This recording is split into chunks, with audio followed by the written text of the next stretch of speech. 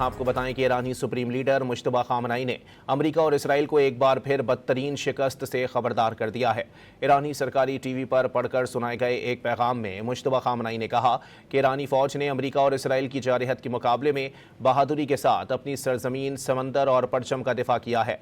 अब एक बार फिर ईरानी अफवाज आबना हुर्मस में कशीदगी के दौरान अमेरिका और इसराइल को नई शिकस्तों का मजा चखाने के लिए तैयार है। ईरानी सुप्रीम लीडर मुश्तबा खामनई ने अमेरिका और इसराइल को एक बार फिर बदतरीन शिकस्त से खबरदार कर दिया है। ईरानी सरकारी टीवी पर पढ़कर सुनाए गए एक पैगाम में मुश्तबा खामनई ने कहा कि ईरानी फौज ने अमेरिका और इसराइल की जारहत के मुकाबले में बहादुरी के साथ अपनी सरजमीन, समंदर और परचम का दिफा किया है। अब एक बार फिर ईरानी अफवाज आबना हुर्मस में कशीदगी के दौरान अमेरिका और इसराइल को नई शिकस्तों का मजा चखाने के लिए तैयार है।